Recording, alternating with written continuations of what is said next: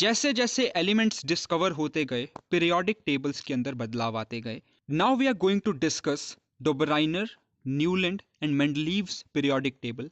जोहेन Dobereiner ने 1829 में periodic table और केमिस्ट्री के अंदर एक बहुत रिवोल्यूशनरी चेंज लाने की कोशिश की.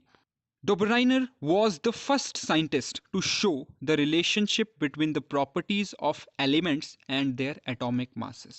Dobereiner पहले साइंटिस्ट थे जिन्होंने एलिमेंट्स की प्रॉपर्टीज को और उनके एटॉमिक मासेस को आपस में रिलेट करके एक कॉम्बिनेशन बैठाने की कोशिश की थी. 1829 में डोबराइनर ने देखा कि ऐसे कई एलिमेंट्स हैं जिनके अंदर काफी सारी सिमिलर प्रॉपर्टीज हैं जिन्हें हम एक ग्रुप में डाल सकते हैं. When the elements were arranged in order of increasing atomic masses, उन्होंने देखा कि तीन तीन एलिमेंट्स के ऐसे ग्रुप्स तैयार हो रहे हैं जिनके अंदर सिमिलर केमिकल प्रॉपर्टीज हैं. These groups of three elements having similar properties were known as trades. यही रीजन है हम इस थ्योरी को डोबराइनर्स ट्रेड्स के नाम से भी जानते हैं.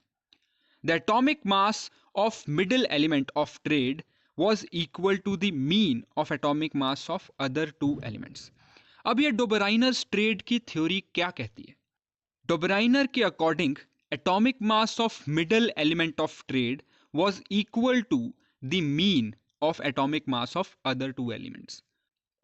बीच वाले एलिमेंट का एटॉमिक मास बाकी के दोनों एलिमेंट्स के एटॉमिक मास के मीन के बराबर होता है. Let's see a few examples. सबसे पहले अगर हम एल्कलाई ग्रुप की बात करें, लिथियम, सोडियम एंड पोटेशियम का एक ग्रुप तैयार किया डोबराइनर ने जिनके अंदर सिमिलर केमिकल प्रॉपर्टीज थी और इनका एक ट्रेड बना दिया. कौन कौन सी प्रॉपर्टीज थी? All of these were metals. All of these reacted with water to form alkali and hydrogen gas. All of them had valency of 1. Hence they were monovalent. इन तीनों प्रॉपर्टीज में सिमिलैरिटीज देखते हुए उन्होंने इन्हें इंक्रीजिंग एटॉमिक मास के हिसाब से arrange कर दिया, जिसमें लिथियम सबसे पहले विद एटॉमिक मास ऑफ 7, उसके बाद sodium with atomic mass of 23 and after that potassium with atomic mass of 39. अब डोबराइनर ट्रेड की थ्योरी के अकॉर्डिंग लिथियम और पोटेशियम के एटॉमिक मासेस का मीन यानी कि 7 + 39 upon 2 that was exactly equal to the atomic mass of sodium. तो alkali metal का जो ग्रुप तैयार किया था डोबराइनर ने दैट वाज सक्सेसफुल. दूसरा ग्रुप तैयार किया गया था the alkaline earth metal groups. इस कैटेगरी के अंदर कैल्शियम, स्ट्रोंटियम एंड बेरियम के एक सिमिलर केमिकल प्रॉपर्टीज का ट्रेड बनाया गया. कौन कौन सी प्रॉपर्टीज को कंसिडर किया गया? All of these were metals, all of them were oxides, all of them had oxides present which were alkaline in nature, and all of them had a valency of 2, that means all of them were divalent. अब इन्हें भी इनके increasing atomic masses के हिसाब से arrange किया गया. सबसे पहले कैल्शियम, उसके बाद strontium and after that barium.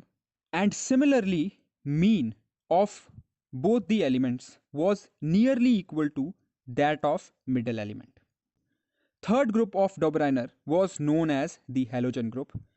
Elements were chlorine, bromine and iodine. अब इनकी सिमिलर केमिकल प्रॉपर्टीज देखी गई कि all of them are non-metals, all of them react with water and form acids, and all of them had valency of 1, hence they were monovalent.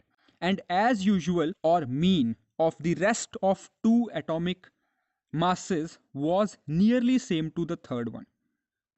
Hence, Dobereiner का ये concept of comparing chemical properties and atomic masses was successful at some extent.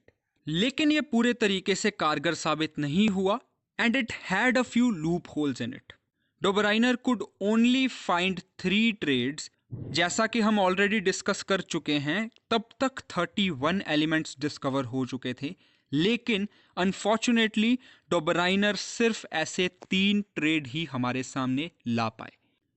और दूसरी चीज ये कि उस समय तक सारे एलिमेंट्स डिस्कवर नहीं हुए थे, हेंस डोबराइनर का जो ट्रेड था वो आगे डिस्कवर हुए एलिमेंट्स के ऊपर सक्सेसफुल नहीं माना गया।